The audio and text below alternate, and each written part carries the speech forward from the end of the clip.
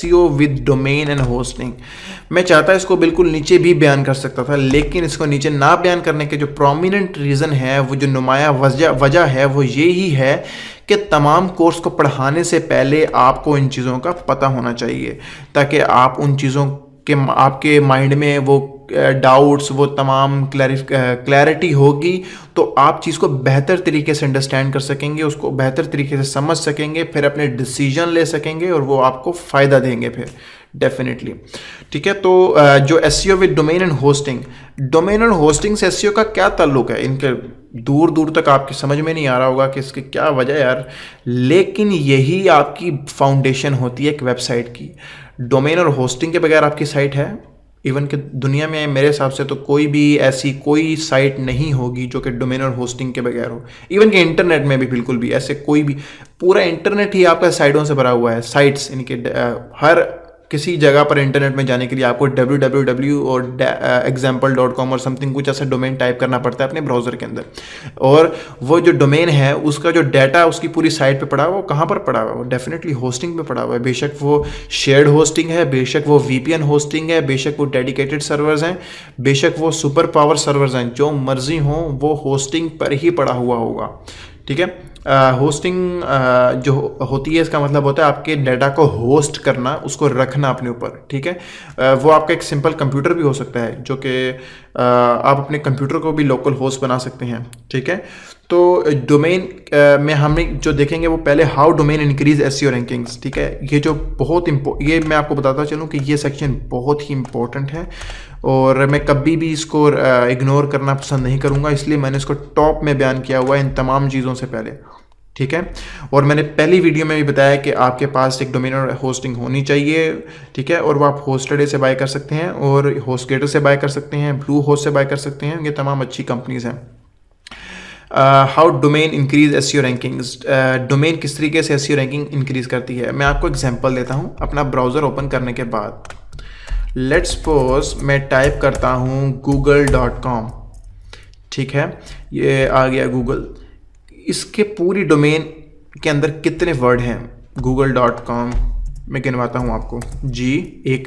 Word नहीं, character, GOO यानी कि 3 हो गए, G 4 हो गए, L 5, E 6, यानी कि पूरे गूगल वर्ड के अंदर, यानी कि पूरा जो गूगल है उसके अंदर 6 करेक्टर हैं। सॉरी, वर्ड मैं बार बार बोल रहा हूँ, वर्ड नहीं करेक्टर।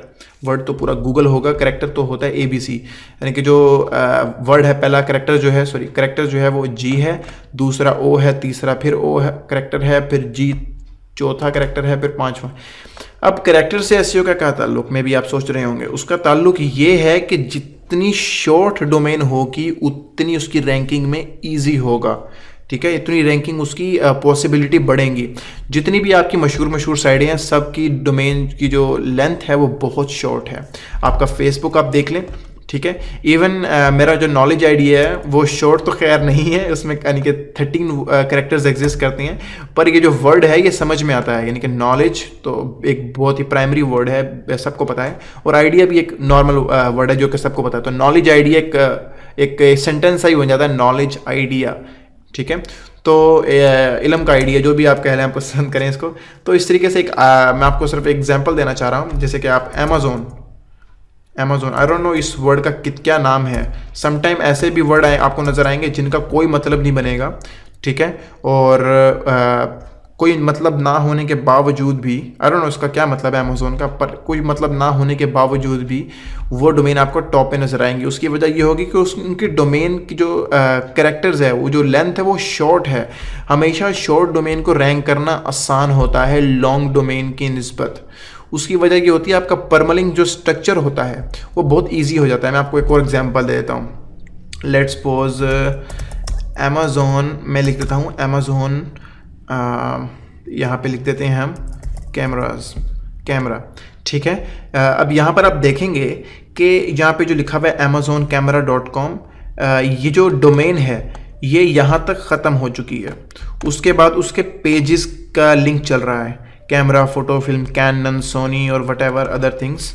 तो यहाँ पर जाने के बाद ये जो डॉट डॉट नज़र आ रहे हैं आपको, इसका मतलब ये कि आगे यूआरएल चल रही है। अब बताना मैं ये चाह रहा हूँ कि अगर फ़र्ज़ करें, मैं आपको एक फ्यूचर का यहाँ पर एक आइडिया दे देता हूँ जिससे आपको ये चीज़ क्लियर हो जाएगी कि अगर आपका ये जो amazon.com है, अगर इसकी जो लेंथ होती, ये जो तकरीबन 6 कैरेक्टर्स पर है, ये 6 की बजाय को 13 कैरेक्टर की होती तो ये यहाँ तक पूरी होती, ठीक है। और उसके बाद ये जो पेज का लिंक है वो यहाँ से स्टार्ट होता और वो जो इतनी चीज़ जो है, जो कैनन सोनी लिखा नज़र आ रहा है, वो इससे भी आगे चला जाता और आगे जाने की वजह से नज़र ना आता, ठीक है। और अगर किसी ने अपने उसमें लिखा होता सर्च क्यूरी में अमेजोन कैमरा सोनी या कैनन, तो जिस तरीके से ये कैमरा जो लिखने के यहाँ लिखने के बाद यहाँ बोल्ड हुआ है, तो यहाँ पर बोल्ड ना होता। उसकी वजह ये होती है कि ये छुपा होता है यहाँ पे। तो इसकी वजह ये है, जो फ्यूचर का जो मैंने आपको कॉन्सेप्ट बताया है, जो आपको थ्योरी बताई है, उसका मकसद ये जो ये है कि जितनी आपकी डोमेन छोटी होगी वो जल्दी ख़त्म हो जाएगी। तो अगला जो पेज का जो आपका परमलिंक होगा, हम एक्चुअली परमलिंक बोलते हैं, इस सारे जो आपकी यूआरएल है ना, इसको हम परमलिंक बोलते हैं। तो इस परमलिंक स्ट्रक्चर से मुराद मेरा ये है कि आपका पहले ये डोमेन ख़त्म हो जाएगा और यानी कि यहाँ तक पूरा हो जाएगा और उसके बाद आपका पेज का यूआरएल चलेगा। तो जितना यूआरएल आपका छोटा होगा, जितनी यूआरएल आपकी छोटी होगी, उतनी अच्छे तरीके से यहाँ पर समा सकेगी, आ सकेगी। जैसे कि मैं आपको यहाँ बताऊँ कि ये यूआरएल कितनी अच्छी लग रही है यहाँ पर, कि यहाँ पर कोई डॉट नहीं है, कि यूआरएल यहीं पर ख़त्म हो चुकी है और सब चीज़ें डिफ़ाइन हो चुकी हैं, ठीक है। amazon.ca कनाडा को डिफाइन कर रहा है यहाँ पर, और इलेक्ट्रॉनिक्स का मतलब है कि इलेक्ट्रॉनिक्स की कैटेगरी है। डेफिनेटली कोई पेज तो नहीं होगा, इलेक्ट्रॉनिक्स पे कैटेगरी ही होगी, ठीक है। तो बताने का मकसद ये है कि डोमेन शॉर्ट होने के बहुत फ़ायदे हैं और ये आपको बिगनिंग में, शुरू में नज़र नहीं आते हैं, लेकिन आपको फ्यूचर में नज़र आते हैं। तो इसलिए फ्यूचर में जाएंगे तब आप कहेंगे कि मैंने डोमेन परचेज़ कर लिया, अब तो कुछ नहीं हो सकता। तो इसलिए मेरा यहाँ बताना आपको फ़र्ज़ बनता है, मेरी रिस्पॉन्सिबिलिटी बनती है कि ये जो पॉइंट है कि नीचे मेंशन करने के, सबसे नीचे जाकर मेंशन करने की बजाय मैं ऊपर मेंशन करूँ, ताकि आप इस चीज़ का